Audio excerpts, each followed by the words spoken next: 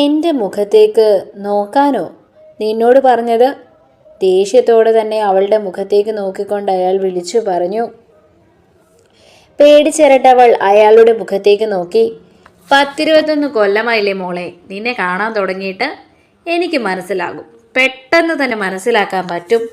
എന്തിനായിരുന്നു ഇങ്ങനെയൊരു നാടകം? അവളുടെ മുഖത്തേക്ക് നോക്കിക്കൊണ്ട് ആ നിമിഷം ദേഷ്യത്തോടെ ചോദിച്ചു അയാൾ. നാടകമോ? ഡാഡി എന്തൊക്കെയാ പറയുന്നത്? എനിക്ക് ശരിക്കും വയ്യാതായിട്ട് തന്നെയാ. ഇനി നിനക്ക് വേറെ വഴിയൊന്നുമില്ല. എന്തിനാ ഇത് ചെയ്തതെന്ന് മാത്രം പറഞ്ഞാൽ മതി. അത് ഹിരണിനോടൊപ്പം ഒറ്റയ്ക്കൊരു രാത്രി എനിക്കെന്തോ പെട്ടെന്ന് അംഗീകരിക്കാൻ പറ്റിയില്ല, അതുകൊണ്ട്. അവൾ മുഖത്ത് നോക്കാതെ പറഞ്ഞു. ഹരിയുടെ കാര്യം മനഃപൂർവ്വം അവൾ മറച്ചു വെച്ചു. ഇല്ലെങ്കിൽ അത് ശരിയാവില്ലെന്ന് അവൾക്ക് ഉറപ്പായിരുന്നു. ഡാഡി അത് അറിഞ്ഞാൽ എങ്ങനെയായിരിക്കും പ്രതികരിക്കുക എന്ന് പറയാൻ പറ്റില്ലല്ലോ. നിന്നോട് ഞാൻ പറഞ്ഞിട്ടില്ലേ ആവശ്യമില്ലാത്ത പ്രശ്നങ്ങളൊന്നും ഉണ്ടാക്കരുതെന്ന്? ഞാൻ ഒരു പ്രശ്നം ഉണ്ടാക്കിയിട്ടില്ല ഡാഡി. പെട്ടെന്ന് ഒട്ടും അക്സെപ്റ്റ് ചെയ്യാൻ പറ്റാത്തൊരു പുരുഷനടുത്ത് നിൽക്കുമ്പോൾ ഏതൊരാൾക്കും ഉണ്ടാവുന്ന ഒരു ഭയമില്ലേ, അതൊക്കെ എനിക്കും ഉണ്ടായിട്ടുള്ളൂ. അതുകൊണ്ടാണ് ഞാൻ. അവൾ പറഞ്ഞപ്പോൾ അയാളൊന്ന് ദീർഘമായി നിശ്വാസം വിട്ടു. അപ്പോഴേക്കും ചായയുമായി ഹിരൺ വന്നിരുന്നു. പിന്നീട് അവളോട് കൂടുതലൊന്നും സംസാരിക്കാൻ അയാൾക്ക് സാധിച്ചിരുന്നില്ല. പക്ഷെ എന്തോ വല്ലാത്തൊരു ബുദ്ധിമുട്ട് അയാൾക്ക് ആ നിമിഷം തോന്നിയിരുന്നു. ചായ കുടിച്ചു കഴിഞ്ഞതും പെട്ടെന്ന് തന്നെ വീട്ടിലേക്ക് പോകാമെന്ന് ഡോക്ടർ പറഞ്ഞു. മറ്റു കുഴപ്പങ്ങളൊന്നുമില്ലാത്തത് കൊണ്ട് അതോടെ വീട്ടിലേക്ക് പോകാൻ തന്നെ തീരുമാനിച്ചു. എന്നാൽ ഹിരണിൻ്റെ മുഖത്ത് എന്തോ ഒരു ബുദ്ധിമുട്ടുള്ളത് പോലെ തോന്നുന്നുണ്ടായിരുന്നു പോളിന്. അവൻ എന്തോ വല്ലാത്തൊരു ആകുലതയിലാണെന്ന് തോന്നി. അതിനും ഹരിയും മാറി നിന്ന സമയത്ത് പെട്ടെന്ന് ഹിരണിനെ അടുത്തേക്ക് വിളിച്ചുകൊണ്ട് പോള് ചോദിച്ചു, എന്താടോ? ഒന്നുമില്ല. ആദ്യമായിട്ട് വീട്ടിൽ വന്നിട്ട് അയാൾക്ക് അങ്ങനെ പറ്റിയല്ലോ എന്ന് ആലോചിച്ചപ്പോൾ അവൻ വല്ലാത്തൊരു വേദനയോടെ പറഞ്ഞപ്പോൾ പോളിന് വലിയൊരു വിഷമം തോന്നി. തൻ്റെ മകളെ അവൻ എത്രത്തോളം സ്നേഹിക്കുന്നുണ്ടെന്ന് അയാൾ ഓർത്തു. അത് സാരമില്ല, ഒരുപാട് സമയം മണ്ഡപത്തിലൊക്കെ നിന്നതിൻ്റെ ആവും. ഇല്ലെങ്കിൽ ഇത്രയും പ്രശ്നങ്ങളൊന്നും ഉണ്ടാവാൻ ചാൻസ് ഇല്ല. താനൊരു ഹസ്ബൻഡ് ആയിട്ടല്ലേ ഉള്ളൂ. ഇനിയും ഇതുപോലെ എന്തെല്ലാം സിറ്റുവേഷൻസ് ഹാൻഡിൽ ചെയ്യാൻ കിടക്കുന്നു. ഇങ്ങനെ ടെൻഷൻ അടിക്കാൻ പാടില്ല.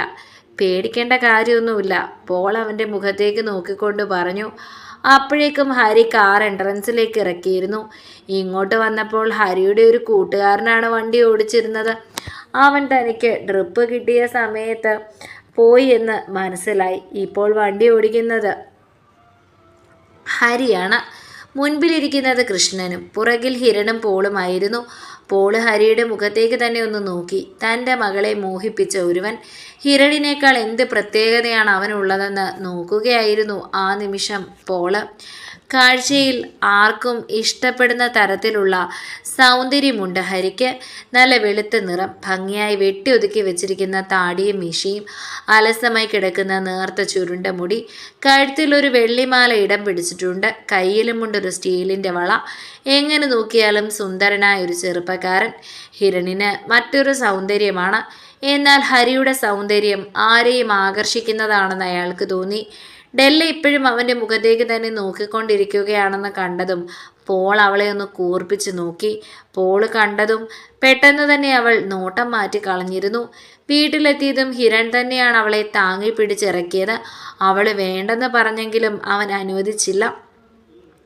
അവളോടുള്ള അവൻ്റെ ആ കരുതൽ പോളിന് വല്ലാത്തൊരു ഇഷ്ടമാണ് ഉണ്ടാക്കിയത്. പക്ഷെ അവൾക്കതൊരു അലോസരം പോലെയാണ് തോന്നിയത്. തൻ്റെ മകൾ അവൻ്റെ കയ്യിൽ സുരക്ഷിതയാണെന്ന് ഒരിക്കൽ കൂടി പോൾ മനസ്സിലാക്കിക്കൊണ്ടിരിക്കുകയായിരുന്നു ആ നിമിഷം. കോളിംഗ് ബെൽ അടിക്കുന്നതിന് മുൻപ് തന്നെ വണ്ടിയുടെ ശബ്ദം കേട്ട് വാതിൽ തുറന്നത് രുക്മിണിയാണ്. അവർക്കൊപ്പം നന്ദനെ കണ്ടതും ഹരിയുടെ കണ്ണുകൾ ഒന്ന് തിളങ്ങി. അവൻ അവളുടെ മുഖത്തേക്ക് തന്നെ ഒന്ന് നോക്കി. ഡെല്ല കൃത്യമായി തന്നെ അത് കാണുകയും ചെയ്തു. അവൾക്ക് വീണ്ടും നന്ദനയോട് ദേഷ്യം തോന്നി. ഇത്രയും സമയം ആരെയും മുഖമുയർത്തി നോക്കാതിരുന്നവനാണ് അവളെ കണ്ടപ്പോഴേക്ക് നോക്കുന്നത് എന്നായിരുന്നു ആ നിമിഷം അവളുടെ മനസ്സിൽ തോന്നിയത്. എന്തു പറ്റിയതാ മോനെ? ഹിരണിനോട് കാര്യങ്ങളെല്ലാം വിശദമായി ചോദിക്കുന്നുണ്ട് രുക്മിണി. എല്ലാം പറഞ്ഞു കഴിഞ്ഞതും അവൾക്കരികിലേക്ക് വന്നു. മോൾക്ക് എന്തെങ്കിലും കുടിക്കാൻ വേണോ? വേണ്ടമ്മേ, ചായ കുടിച്ചതായിരുന്നു, എനിക്കൊന്ന് കിടന്നാൽ മതി, അവൾ പറഞ്ഞു. അവളെ മുറിയിൽ കൊണ്ടുപോയി കിടത്തടാ. ഹിരണിൻ്റെ മുഖത്തേക്ക് നോക്കിക്കൊണ്ട് അവർ പറഞ്ഞതും അവൻ വേഗം അവളെയും കൂട്ടി മുറിയിലേക്ക് പോയിരുന്നു. നീയും പോയി കിടക്കടാ, ഒത്തിരി നേരം ആശുപത്രിയിൽ നിന്നതല്ലേ, ഹരിയുടെ മുഖത്തേക്ക് നോക്കിക്കൊണ്ട് കൃഷ്ണൻ പറഞ്ഞു. പോൾ അവിടെ നിൽക്കുമ്പോൾ താൻ എങ്ങനെയാണ് പോകുന്നതെന്ന മട്ടിൽ പോളിനെ ഒന്ന് നോക്കിയവൻ. ഹരി പോയി കിടന്നോളൂ, ഞാനും ഇപ്പോൾ ഇറങ്ങും. അവളെ ഒന്ന് കണ്ട് സംസാരിച്ചതിന് ശേഷം ഇറങ്ങാമെന്ന് കരുതുന്നു. പോള് പറഞ്ഞതോടെ ഹരി ഒരു പുഞ്ചിരി സമ്മാനിച്ച് തലയാട്ടി മുറിയിലേക്ക് പോകാനായി നടന്നു. പോകും വഴി അവൻ ഒന്ന് തിരിഞ്ഞ് നന്ദനെ നോക്കുകയും ചെയ്തു. ആ നോട്ടം ഇങ്ങോട്ട് വരൂ എന്നുള്ളൊരു സിഗ്നൽ ആണെന്ന് അവൾക്കും തോന്നിയിരുന്നു. അവളും അമ്മയൊന്ന് നോക്കിയതിനു ശേഷം അവൻ്റെ പിന്നാലെ നടന്നു. മുറിയിലേക്ക് കയറിയതും പേഴ്സും ഫോണും മേശപ്പുറത്തേക്ക് വച്ചതിന് ശേഷം അവളുടെ മുഖത്തേക്ക് നോക്കിക്കൊണ്ട് അവൻ ചോദിച്ചു, താൻ ഉറങ്ങിയില്ലായിരുന്നോ? ഒപ്പം തന്നെ ഒരു കോട്ടുവായും ഇട്ടു. അവൻ്റെ മുഖം കണ്ടപ്പോൾ തന്നെ നന്നായി ഉറക്കം വരുന്നുണ്ടെന്ന് അവൾക്കും തോന്നിയിരുന്നു. ഇവിടെ നിന്ന് പോകുന്നതിന് മുൻപ് തന്നെ ആൾ നല്ല ക്ഷീണത്തിലായിരുന്നു. കണ്ണൊക്കെ താഴ്ന്ന് മുഖമൊക്കെ ചുവന്നിരിപ്പുണ്ട്. പോയിട്ട് എന്തായി എന്നറിയാതെ എങ്ങനെയാ കിടക്കുക? കുറേ സമയം ഇവിടെ വന്ന് കിടന്നു, പിന്നെ എഴുന്നേറ്റ് ചെന്നു. അപ്പോൾ അമ്മയും ഉറങ്ങിയിട്ടില്ലായിരുന്നു. പിന്നെ അമ്മയുടെ കൂടെ ഇരിക്കുകയായിരുന്നു. അവൾ മറുപടി പറഞ്ഞു. ആൾക്ക് എന്തായിരുന്നു പറ്റിയത്? പ്രത്യേകിച്ച് ഒന്നുമില്ലെന്നാണ് പറഞ്ഞത്. ചിലപ്പോൾ തിരക്കിൻ്റെയൊക്കെ ആവാം. ഒരുപാട് വിയർക്കുകയൊക്കെ ചെയ്തില്ലേ? AC-യിലൊക്കെ കഴിഞ്ഞ ആളല്ലേ.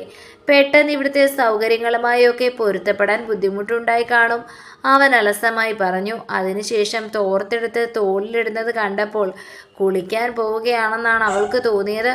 കുളിക്കാൻ പോവുകയാണോ? അവൾ അവൻ്റെ മുഖത്തേക്ക് നോക്കിക്കൊണ്ട് ചോദിച്ചു. ഹേ അല്ലടോ, കണ്ണൊക്കെ വല്ലാതെ വേദന എടുക്കുന്നു, മുഖമൊന്ന് കഴുകിയിട്ട് വരാം, അവളുടെ മുഖത്തേക്ക് നോക്കിക്കൊണ്ട് അവൻ പറഞ്ഞു. ശേഷം ബാത്റൂമിൽ പോയി മുഖമൊക്കെ ഒന്ന് കഴുകി തിരികെ വന്നു. എന്താ നോക്കി നിൽക്കുന്നത്? കിടന്നോ? സമയം എത്രയായെന്നാ നോക്കിക്കേ. അവൾ ക്ലോക്കിലേക്ക് നോക്കിയപ്പോൾ 4:15 കൃത്യം 4:30 എഴുന്നേൽക്കുന്നതാണ് അവൾ. ഞാൻ എഴുന്നേൽക്കുന്ന സമയമാവാൻ ഇനി 15 മിനിറ്റ് കൂടിയേ ഉള്ളൂ. ഏട്ടൻ കിടന്നോളൂ, ഞാനിനി കിടക്കണ്ടല്ലോ. അവൾ മറുപടി പറഞ്ഞതും അവൻ അവളെ തന്നെ ഒന്ന് സൂക്ഷിച്ചു നോക്കി. താൻ പിന്നെ ഇവിടെ എന്ത് ചെയ്യാൻ പോവാ? അവളുടെ മുഖത്തേക്ക് നോക്കിക്കൊണ്ട് ഒരല്പം ഗൗരവത്തോടെയാണ് അവൻ ചോദിച്ചത്. അല്ല, ഇവിടെ എന്തെങ്കിലും ജോലിയൊക്കെ രാവിലെ ചെയ്യാൻ കാണില്ലേ? ഞാനിന്ന് 4:30 എഴുന്നേൽക്കുന്നത്. ഇവിടെ ആരും ഇത്ര നേരത്തെ ഒന്നും എഴുന്നേൽക്കാറില്ല. അമ്മ എഴുന്നേൽക്കുമ്പോൾ തന്നെ 6 മണി കഴിയും. കണ്ണൊക്കെ വല്ലാതെ ചുവന്ന് കിടക്കുന്നു, കയറിക്കിടന്ന് ഉറങ്ങാൻ നോക്കൂ കൊച്ചേ. അവൻ അതും പറഞ്ഞുകൊണ്ട് മുറിയിലെ ജനൽ തുറന്നിട്ടു. എന്നിട്ടും അവൾ അങ്ങോട്ട് നിൽക്കുന്നത് കണ്ടതും അവളുടെ മുഖത്തേക്ക് നോക്കിക്കൊണ്ട് അവൻ ചോദിച്ചു, ഇനി എന്താ? ഇത്തവണ ശബ്ദം അല്പം ഗൗരവത്തിലാക്കി. ഈ സാരിയൊക്കെ ഉടുത്ത് എങ്ങനെ ഉറങ്ങും? ആര് പറഞ്ഞു സാരിയൊക്കെ ഉടുത്ത് ഉറങ്ങാൻ? ആ അലമാരയിൽ ഏതൊക്കെയോ ഡ്രസ്സ് വാങ്ങി വെച്ചിട്ടുണ്ട്. ഏതാണെന്ന് വെച്ചാൽ അതെടുത്തിട്ടിട്ട് വന്ന് കിടക്കാൻ നോക്ക്. നേരം ഒരുപാടായി, അവൻ വീണ്ടും പറഞ്ഞപ്പോൾ അവൾ വേഗം അലമാര തുറന്ന് കയ്യിൽ കിട്ടിയൊരു ഡ്രസ്സുമായി ബാത്റൂമിലേക്ക് ചെന്നു. അവളുടെ നോട്ടവും പേടിച്ചെറണ്ട മുഖവും തൻ്റെ വർത്തമാനം കേൾക്കുമ്പോഴുള്ള ഭാവവും ഒക്കെ കാണുമ്പോൾ അവന് ചിരി വരും. എല്ലാ കാര്യത്തിലും അവൾക്ക് പേടിയാണെന്ന് അവന് തോന്നിയിരുന്നു.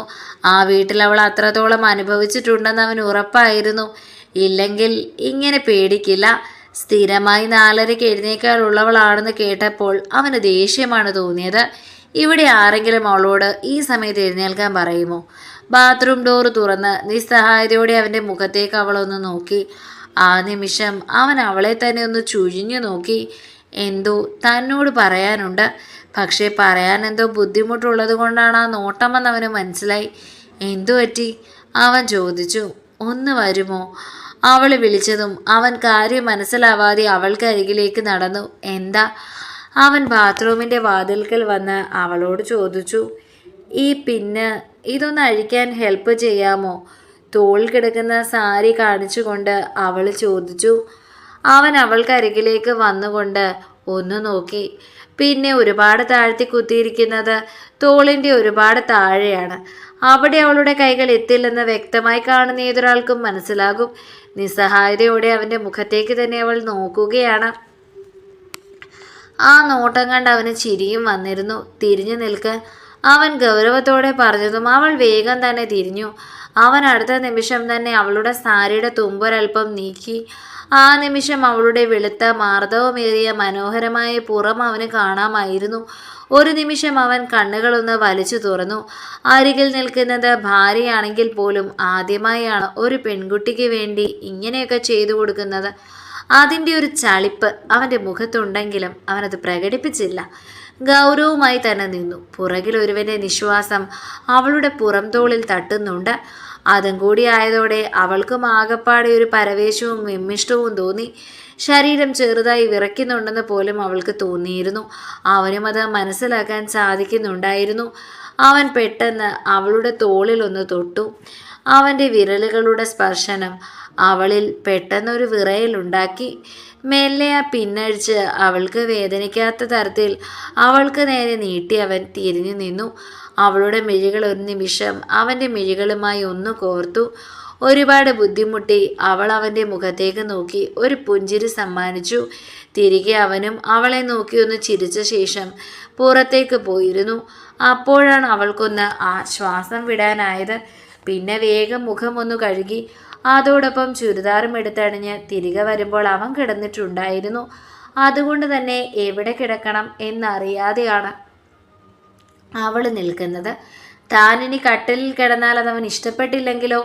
എല്ലാ അർത്ഥത്തിലും ഒരുമിക്കാൻ കുറച്ച് സമയം വേണമെന്നല്ലേ പറഞ്ഞത്? അപ്പോൾ അത് ഇഷ്ടപ്പെട്ടില്ലെങ്കിലോ എന്ന് കരുതി അവൾ എന്ത് ചെയ്യണമെന്നറിയാതെ നിന്നപ്പോഴാണ് നെറ്റിയൊന്ന് ചുളിച്ച് അവനവളുടെ മുഖത്തേക്കൊന്ന് കണ്ണു തുറന്നു നോക്കിയത്. വന്ന് കിടക്ക്, എന്നിട്ട് വേണം ലൈറ്റ് കെടുത്താൻ, അവൻ അവളെ നോക്കിക്കൊണ്ട് പറഞ്ഞു. അല്ല, ഞാൻ എവിടെയാ കിടക്കുക? അവൾ അവൻ്റെ മുഖത്തേക്ക് നോക്കിക്കൊണ്ട് ചോദിച്ചതും അവൻ അത്ഭുതപൂർവ്വം അവളെ ഒന്ന് നോക്കി. ഇത്രയും സ്ഥലം പോരെ? കട്ടിലിൻ്റെ അപ്പുറത്തായി ഒഴിഞ്ഞു കിടക്കുന്ന സ്ഥലം കാണിച്ചുകൊണ്ട് അവൻ ചോദിച്ചു.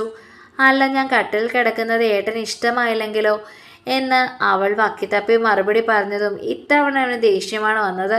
പക്ഷെ അവളോട് ദേഷ്യപ്പെടാനും പറ്റില്ലല്ലോ. പെട്ടെന്ന് ദേഷ്യം വരുന്നൊരു സ്വഭാവമാണ് അവൻ്റേത്. പ്രത്യേകിച്ച് ഇങ്ങനെയുള്ള സംഭവങ്ങളൊക്കെ വന്നാൽ കയ്യിൽ നിന്ന് പോകും. നന്ദന, തനിക്കെന്തെങ്കിലും പ്രശ്നമുണ്ടോ? അവളുടെ മുഖത്തേക്ക് നോക്കിക്കൊണ്ട് അവൻ ചോദിച്ചു. എന്താ? അവൾ മനസ്സിലാവാതെ അവനെ നോക്കിക്കൊണ്ട് ചോദിച്ചു. അല്ല, താൻ എന്തൊക്കെയായി കാണിച്ചു കൂട്ടുന്നത്?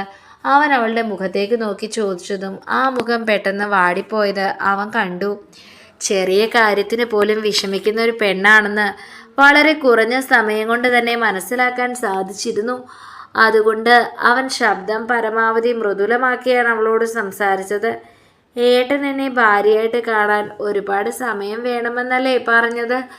അതിനിടയിൽ ഞാനിവിടെ കിടന്നാൽ അത് ഇഷ്ടപ്പെടാതിരിക്കുമോ എന്ന് പേടിച്ച അവൾ തൻ്റെ അവസ്ഥ പറഞ്ഞു മനസ്സിലാക്കിയപ്പോൾ അവന് മനസ്സിലാക്കാൻ പറ്റുന്നുണ്ടായിരുന്നു. ഇതുവരെയും അവൾ അനുഭവിച്ചിട്ടുള്ളത് അവഗണനകൾ മാത്രമാണ്. ചിലപ്പോൾ സ്വന്തമായി ഒരു തീരുമാനമെടുക്കുവാനോ ഒരു കട്ടിലിലേക്ക് അവകാശത്തോടെ കയറി കിടക്കുവാനോ അവൾക്ക് ധൈര്യമുണ്ടായിരിക്കില്ല. അങ്ങനെ എപ്പോഴൊക്കെ അവൾ ചെയ്തപ്പോഴും അവളവിടെ കാത്തിരുന്നിട്ടുള്ളത് തിക്താനുഭവങ്ങളായിരിക്കാം. ആ അനുഭവങ്ങളുടെ വേദനകളെല്ലാം അവളുടെ മനസ്സിൽ കിടക്കുന്നത് കൊണ്ടായിരിക്കാം അവൾ സ്വന്തമായി ഒരു തീരുമാനമെടുക്കാത്തതെന്ന് അവന് തോന്നിയിരുന്നു. അതവളുടെ അവസ്ഥയും സാഹചര്യവും അവളെ കൊണ്ട് പറയിപ്പിച്ചതാണ്. അതുകൊണ്ട് തന്നെ അവളോട് ആ നിമിഷം ഒരു സഹതാപം തോന്നിയിരുന്നു. ഞാൻ പറഞ്ഞത് എൻ്റെ ഇപ്പോഴത്തെ മാനസികാവസ്ഥയാണ്. നമ്മൾ പരസ്പരം അകലാനല്ല, അടുക്കാനാണ് നോക്കേണ്ടത്. താൻ ഇങ്ങനെ അകന്നു നിന്നാൽ എന്നും അങ്ങനെ തന്നെ നിൽക്കുകയുള്ളൂ. ഞാനാണെങ്കിൽ കുറച്ച് ഇൻട്രോവേർട്ടായിട്ടുള്ള ഒരാളാണ്. എന്നോട് ഇങ്ങോട്ട് അകന്നു നിന്നാൽ ഞാൻ അതിലും അകന്നു പോകും. താൻ എന്നോട് കുറച്ച് അടുക്കാനല്ലേ ശ്രമിക്കേണ്ടത്? അതിനു പകരം എനിക്ക് സമയം തരാൻ വേണ്ടി താൻ എൻ്റെ അരികിൽ നിന്നും അകന്നു പോവുകയാണെങ്കിൽ നമ്മൾ എവിടെയും എത്തില്ല. ഞാൻ പറഞ്ഞത് ഏത് രീതിയിലാണെന്ന് ആദ്യം നന്ദനെ ഒന്ന് മനസ്സിലാക്ക്. നമ്മൾ ഒരുമിച്ച് കിടന്നു എന്ന് വെച്ച് ഒന്നും സംഭവിക്കാൻ പോകുന്നില്ല. ഒരു പ്രോബ്ലവും ഇല്ലായിരുന്നുവെങ്കിൽ പോലും ഇന്നത്തെ രാത്രിയിൽ നമുക്കിടയിൽ ഒന്നും സംഭവിക്കുമായിരുന്നില്ല. ഞാൻ അങ്ങനെ ഒരാളല്ല. ഒരാൾ അടുത്ത് കിടന്നാൽ കൺട്രോളൊന്നും പോകില്ല. ഞാനിതൊക്കെ പറഞ്ഞതുകൊണ്ടല്ലേ തനിക്ക് ഇതൊക്കെ മനസ്സിലാക്കാൻ സാധിച്ചത്? ചില കാര്യങ്ങൾ എനിക്ക് കുറച്ച് സമയം വേണം. മനസ്സറിഞ്ഞ് സ്നേഹിച്ച് വേണം തന്നെ എൻ്റെ ആയിട്ട് എനിക്ക് അംഗീകരിക്കാൻ. അത് മാത്രമാണ് ഞാൻ ഉദ്ദേശിച്ചത്. അല്ലാതെ താൻ തറയിൽ കിടക്കണമെന്നോ എന്നോടൊപ്പം കിടക്കണ്ട എന്നോ ഒന്നുമല്ല. ആവശ്യമില്ലാത്ത ചിന്തകളൊക്കെ അങ്ങോട്ട് മാറ്റിവെക്ക്. സമയം ഒരുപാടായി. അവളുടെ മുഖത്തേക്ക് നോക്കിക്കൊണ്ട് അവൻ പറഞ്ഞപ്പോഴാണ് അവൾക്ക് ആശ്വാസമായത്. അവൾ പെട്ടെന്ന് തന്നെ കട്ടിലേക്ക് കയറി കിടന്നിരുന്നു. അവൻ അരികിൽ കിടക്കുന്നത് കൊണ്ടാവാം അവളുടെ ഹൃദയതാളം വല്ലാതെ മുറുകിയിട്ടുണ്ടായിരുന്നു. കുറച്ച് സമയങ്ങൾക്ക് ശേഷം അവനിൽ നിന്നും ഒരു നിശ്വാസം കേട്ടു. അതോടെ അവൻ ഉറങ്ങിയെന്ന് അവൾക്ക് മനസ്സിലാക്കാൻ സാധിച്ചിരുന്നു. അവൻ ഉറങ്ങിയെന്ന് പൂർണ്ണമായും ബോധ്യമായി കഴിഞ്ഞപ്പോൾ അവൾ കൈമുട്ട് കുത്തി അവൻ്റെ മുഖത്തേക്കൊന്ന് നോക്കി. അങ്ങേയറ്റം നിഷ്കളങ്കതയോടെ ഉറങ്ങിക്കിടക്കുന്ന ഒരു കൊച്ചു കുഞ്ഞിനെ പോലെ തോന്നി ആ നിമിഷം അവനെ കണ്ടപ്പോൾ. അവൾക്ക് അവനോടപ്പോൾ തോന്നിയത് സ്നേഹമാണ്, ഒപ്പം ബഹുമാനവും. സ്വന്തം ജീവിതത്തിൽ നടന്ന എല്ലാ കാര്യങ്ങളും ഭാര്യയോട് തുറന്നു പറയണമെന്നും ഭാര്യയുടെ മുൻപിൽ ഒരു ഒളിവും മറയും ഉണ്ടാവരുതെന്നും ആഗ്രഹിക്കുന്ന ഒരു ചെറുപ്പക്കാരൻ. ശരിക്കും അങ്ങനെ ഒരാളെ കിട്ടുന്നത് ഭാഗ്യം തന്നെയാണ്. ഇന്നത്തെ കാലത്ത് ഭാര്യയോടെല്ലാം തുറന്നു പറയുന്ന ആളുകൾ വളരെ ചുരുക്കമാണ്.